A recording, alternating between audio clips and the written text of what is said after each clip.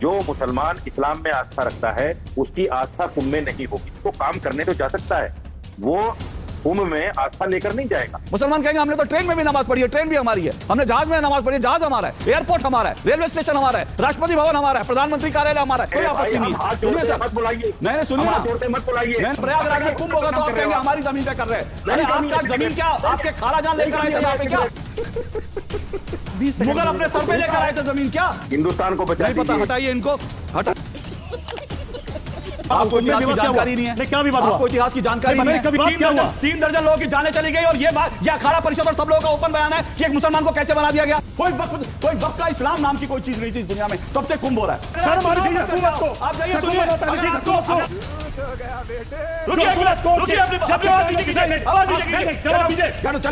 सुनिए, तो हेलो दोस्तों, स्वागत है आप सभी का आपके अपने YouTube channel the debate centre में। दोस्तों, आज की इस धमाकेदार डिबेट वीडियो में हम लोग देखने वाले हैं न्यूज एंकर अशोक श्रीवास्तव, मौलाना साजिद रशीदी और कांग्रेस के नेता मोहम्मद आसिफ को। इस डिबेट में दोस्तों मौलाना कहते हैं कि जिस जमीन पर कुंभ हो रही है वह सारी जमीन वक्फ की है। इसी को चल रही डिबेट में पहले अशोक श्रीवास्तव इन दोनों को अच्छे से धोते हैं और बाद में इस डिबेट से इन दोनों को धक्के मार के निकाल भी देते हैं। तो दोस्तों वीडियो बहुत ही शानदार होने वाली है। आप सबसे अनुरोध है कि वीडियो को शुरू से लेकर अंत तक जरूर देखिएगा, तभी आप लोग को इस डिबेट का मजा आएगा। और अगर यह डिबेट आप लोग को पसंद आती है तो डिबेट को लाइक करके हमारे चैनल को जरूर सब्सक्राइब कर लीजिएगा। तो बिना किसी देरी के आइए पहले मेन वीडियो को स्टार्ट करते हैं। चलिए शुरू करते हैं। ऐसे ही मुसलमानों को लेकर जिस तरह की राजनीति हो रही है कि साहब मुसलमानों को कुंभ में नहीं जाने दिया जाएगा, भाई जो मुसलमान होगा वो कुंभ में क्यों जाएगा? मुसलमान की तो आस्था ही नहीं कुंभ में। मुसलमान की आस्था तो इस्लाम में है, कुरान में है, अल्लाह में है, तो वो कुंभ में क्यों जाएगा? वो गंगा स्नान करने क्यों जाएगा? वहां इबादत पूजा करने क्यों जाएगा? मुसलमान जिसकी आस्था है वो काम करने तो जा सकता है, वो कुंभ में आस्था लेकर नहीं जाएगा। जिस तरह के बयान आ रहे हैं हिंदू धर्मगुरुओं की तरफ से कि जिसकी आस्था है वो आए। अरे भाई, जो आदमी काम करने जाएगा, जो तंबू लगा रहा है, वो आस्था की वजह से थोड़े लगा रहा है, उसका तो कारोबार है, कोई तरीका है भीख मांगने का। उसका तो काम है, वो आस्था का उससे क्या लेना देना है? ओके, मैं आऊंगा इस पर। मुसलमान आस्था लेकर कुंभ में जा ही नहीं सकता, और जो आस्था लेकर जाएगा वो मुसलमान नहीं होगा। ठीक है, यानी जो आस्था लेकर वहां जाएगा वो मुसलमान, तो उस हिसाब से मोहम्मद कैफ अगर जाते हैं आस्था लेकर वहां डुबकी लगा लेते हैं तो वो मुसलमान नहीं है। आपने ये बात, मैं इस विषय पे नहीं आना चाहता था, लेकिन आपने ये छेड़ दिया, इसलिए मैं पूछना चाहता हूँ। फिर उसको समझ लीजिए। मैं स्पष्ट कह रहा हूं इस बात को डीडी न्यूज पर, जो मुसलमान इस्लाम में आस्था रखता है उसकी आस्था कुंभ में नहीं होगी, ये समझ लीजिए आप। क्योंकि ये आप लोगों की आस्था है, हिंदू धर्म की आस्था है, इस्लाम की आस्था नहीं है। अगर कोई आदमी आस्था लेकर वहां जाता है तो समझ लो कि फिर इस्लाम में आस्था उसकी कमजोर है। अच्छा, जो सो कॉल्ड सेकुलर पार्टियां हैं, उन्होंने वक्फ बोर्ड को जिस तरह से वक्फ बोर्ड में पंपिंग करी है, जो लोग वक्फ के दावे इधर उधर उठ के कर देते हैं, उन दावे करने वालों को जो पंपिंग जो इस देश की सेकुलर पार्टियां करती है ना, उसका सबसे बड़ा जो है उसके एक नहीं दर्जनों उदाहरण है। और इसीलिए इस तरह के दावे करने वालों को लगता है कि हम कुछ भी करेंगे, हमारे पीछे कुछ ना कुछ पॉलिटिकल पार्टियां खड़ी हो जाए। कल्याण बनर्जी, इन्होंने पश्चिम बंगाल में कोलकाता में सरेआम सड़क पर खड़े होकर माइक लगाकर एक सभा में बोला कि जहां 30, 40, 50 मुसलमान सार्वजनिक रूप से नमाज पढ़ लेते हैं ना, वो जमीन वक्फ की हो जाती है।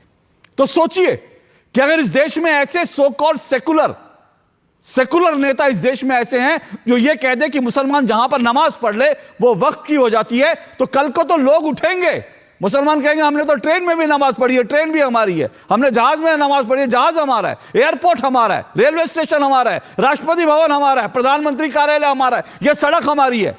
और इनके पीछे तमाम सेकुलर पार्टियां खड़ी हो जाएंगी। ये कह तो सही रहा है। झूठी बात का समर्थन करना ये भी जर्नलिज्म, ये भी पत्रकारिता नहीं हो सकती, समझ लीजिए इस बात को। सर सुनिए, आप अनफेयर कर रहे हैं। सर, आप अनफेयर कर रहे हैं। सुनिए मैं आप ही के चैनल पे आपको बोल रहा हूँ, सुनिए, आप बिल्कुल बोलिए सर, बोलिए आप उसमें, आप बोलिए साजिद रशीदी जी, सुनिए साजिद रशीदी जी, एक मिनट। साजिद रशीदी जी, डेमोक्रेसी आपको यह हक देती है कि आप मेरे कार्यक्रम में बैठ के मेरा विरोध कर सके, और मैं आपको उसमें कोई मुझे आपत्ति नहीं है, मुझे कोई आपत्ति नहीं है। सुनिए सर, मत बुलाइए, नहीं सुनिए ना, मत बुलाइए, नहीं मुझे कोई आपत्ति नहीं, लेकिन लेकिन डेमोक्रेसी मुझे, लेकिन इस देश की डेमोक्रेसी और इस देश का संविधान मुझे यह भी हक देता है कि मैं ये कहूं कि देश की संसद देश की संपत्ति है, वक्फ की जमीन पे नहीं बना। ये मुझे इस देश की संसद ने भी हक दिया, इस देश के संविधान ने हक दिया, तो मैं भी उससे परे नहीं जा रहा हूं। अरे सच छोड़िए, रुकिए रुकिए रुकिए। इस देश में अब आप अलग बात, अलग जगह मत जाइए। इस देश में जो वक्फ को असीमित, वक्फ बोर्ड को जो देश में असीमित ताकत दे रखी है, ये उसी ताकत का नतीजा है कि कहीं पर भी होता है तो आप उंगली रख देते हैं। ये उसी का नतीजा है कि संभल में चौकी बनेगी तो आप कहेंगे हमारी है, और अगर जो है प्रयागराज में कुंभ होगा तो आप कहेंगे हमारी जमीन पे कर रहे हैं। अरे आपका जमीन क्या आपके खालाजान लेकर आए थे यहाँ पे? क्या मुगल अपने सर पे लेकर आए थे जमीन? क्या ये बता दे एक बार। अशोक जी 20 ये सरकार ने दी है मुझे। अरे रुकिए सर, रुकिए सर, ये देश वक्फ बोर्ड का नहीं है, ये देश वक्फ बोर्ड का नहीं है। इस बात को ध्यान रखिए मौलाना साजिद रशीदी। यही नहीं, अभी और सुनिए। मैं बताता हूं हिंदू मुसलमान क्यों हो रहा है, मैं बताता हूं हिंदू मुसलमान क्यों हो रहा है। साजिद रशीदी सुनना चाहते हैं? शैलेश यादव प्रयागराज का नाम सुना है? बोलिए, शैलेश यादव का नाम सुना है? हमने अशोक का भी नाम सुना है और सुनते आ रहे हैं। सुना है शैलेश यादव का नाम? कौन है शैलेश यादव? कौन है प्रयागराज का शैलेश यादव? कौन है बताइए? बचाइए हिंदुस्तान को। शैलेश यादव कौन है बताइए? हिंदुस्तान को बचाइए। नहीं पता, हटाइए इनको। कुंभ पहली बार नहीं बनने जा रहा 13 तारीख को, वर्षों से बनता चला आ रहा है। सरकारें कोई भी रही हो, कभी कुंभ को लेके विवाद नहीं हुआ। अभी विवाद क्यों हो रहा है? अभी बदत है भाई, अभी बदत है। ये बात आप कहां से कह रहे हैं कि विवाद बताइए कब हुआ? पिछले कुंभ में कब विवाद हुआ? नहीं है सर। नहीं, पिछले विवाद को इतिहास की जानकारी नहीं है। नहीं, क्या विवाद हुआ? आपको इतिहास की जानकारी नहीं है? कब विवाद हुआ? कब विवाद नहीं हुआ? पिछले कुंभ में कब विवाद हुआ? जब समाजवादी पार्टी ने आजम खान को बनाया था तब कितने विवाद हुए थे? क्या विवाद हुआ? क्या महाकुंभ पूरी तरह सकून से निपटा? नहीं निपटा। सुनिए थोड़ा बताइए महाकुंभ के अंदर क्या हुआ? थोड़ा रिसर्च करके बैठिए। रिसर्च करके बैठ रहे हैं। थोड़ा महाकुंभ के अंदर क्या विवाद हुआ? रिसर्च करके बैठिए। क्या विवाद हुआ बताइए ना। 3 दर्जन लोगों की जानें चली गई, और ये अखाड़ा परिषद और सब लोगों का ओपन बयान है कि एक मुसलमान को कैसे बना दिया गया। ये अखाड़ा परिषद विवाद कर सकता है, लेकिन जाने आपको के अंदर पहले से भी जाती है। पहली बार ऐसा नहीं हुआ कि इतनी जब आबादी इकट्ठी होगी, इतने लोग जाएंगे, मौतें होंगी। आसिफ साहब सुनिए, एक मिनट आपने, और सुनिए, एक तो मैं यहां पर बड़ा स्पष्ट कहूं, ये जो आसिफ जी और साथ साथ जो भुवन भास्कर जोशी जी, इन्होंने, इनको कुंभ जो है ना वो पॉलिटिकल चश्मे से ही दिखता है। इनके बयान आपने सुने, दोनों लोग कह रहे हैं, एक मिनट, दोनों लोगों के बयानों में एक समानता थी कि हर पार्टी की सरकार में। अरे हर पार्टी नहीं भाई, जब इस देश में कोई पार्टी नहीं थी तब से हो रहा है कुंभ भाई। राजा महाराजा जब थे और जब इस देश में कोई मुगल नहीं था, कोई इस देश में कोई अंग्रेज नहीं थे, तब से हो रहा है। पॉलिटिकल पार्टियों के चश्मे से ही कुंभ को देखना चाहते हैं।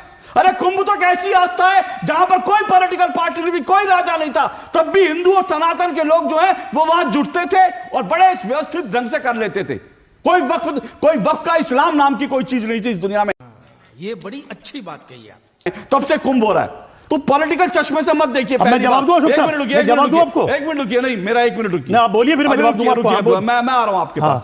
दूसरी बात मैं फिर कह रहा हूं, एक बार नहीं 50 बार, जब से पॉलिटिकल पार्टी, जब से आजादी के बाद, एक बार नहीं दर्जनों बार विवाद हुए हैं, दर्जनों तरह के विवाद हुए हैं कुंभ को लेकर के। तो ये सवाल वो नहीं है, मैं सिर्फ ये कह रहा हूं, जैसे मैंने उनसे पूछा था आपसे फिर पूछ रहा हूं, ये जो वक्फ को लेकर के जो बयान दिए जा रहे हैं, मेरा सवाल उस पर था, जोशी जी भी उधर से कन्नी काट गए, आप भी करनी काट रहे, क्योंकि मेरा सीधा आरोप है, आप जैसी पॉलिटिकल पार्टियां ही ये जो वक्फ के नाम पर कहीं भी उंगली रख के जमीन बता देते ना, आप लोग इनको शह देते हैं। शह कोई किसी को नहीं दे रहा, सरकार की शह है। सरकार कानूनी कार्रवाई करे, मुकदमा देके जेल में डाले। सरकार डाले कैसे? क्योंकि सरकार के नेता पार्लियामेंट में गालियां बकते हैं, उन पर सरकार कानूनी कार्रवाई नहीं करती। सरकार, कोर्ट कहता है इनके खिलाफ कानूनी कार्रवाई करो, नाम लेके 3 एमपीओ के, तब भारतीय जनता पार्टी के नेता एफआईआर नहीं करते, तो कार्रवाई करेंगे किसके ऊपर? इनका मेन मकसद मौजूदा हुकूमत का एक है, भारतीय जनता पार्टी का और नरेंद्र मोदी जी की पॉलिटिक्स का। आप व्याधित बयान दीजिए, आपके ऊपर कानूनी कार्रवाई नहीं होगी, उस पर सिर्फ चर्चा होगी। जो आज हम कुंभ को लेकर, वक्फ बोर्ड को लेकर यहां बैठ के चर्चा कर रहे हैं, जबकि चर्चा होनी चाहिए देश के हालात के ऊपर। आज दिल्ली में चुनाव है उसको लेकर क्या बात किस कर रहे तरीके, हैं? लेकिन नहीं अरे चर्चा हुई किस बात के ऊपर, जब कोर्ट ने कहा भारतीय जनता पार्टी के 3 एमपी को लेकर एफआईआर होनी चाहिए। अशोक जी कहा ना कोर्ट ने, अशोक जी कहा ना कोर्ट ने, अशोक जी कहा, अशोक जी कहा, अशोक जी कहा ना कोर्ट ने कहा ना इन तीनों के ऊपर एफआईआर चाहिए। लेकिन रातों रात उस जज का ट्रांसफर हो गया क्योंकि भारतीय जनता पार्टी के नेताओं के ऊपर कानूनी कार्रवाई नहीं हो रही। शर्म आनी चाहिए हुकूमत को, हुकूमत आनी चाहिए हुकूमत को, इस हुकूमत को शर्म आनी चाहिए जो हुकूमत तो गया बेटे। रुकिए अपनी आवाज नहीं, जवाब दीजिए। इनको स्क्रीनशॉट आइए, आपको क्या दिक्कत है? जब इनको चुनाव पे स्क्रीनशॉट आइए इनको।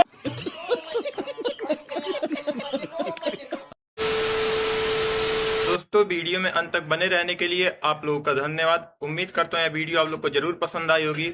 अगर यह वीडियो आप लोग को पसंद आती है तो वीडियो को लाइक करके हमारे चैनल को जरूर सब्सक्राइब कर लीजिए। और इस डिबेट के बारे में दोस्तों आपका जो भी कहना है हमें कमेंट बॉक्स में जरूर बताइए। तो मिलते हैं दोस्तों आप सबसे एक और नए मजेदार वीडियो के साथ। तब तक के लिए आप अपना और अपने पूरे परिवार का ख्याल रखिए। जय हिंद, जय भारत।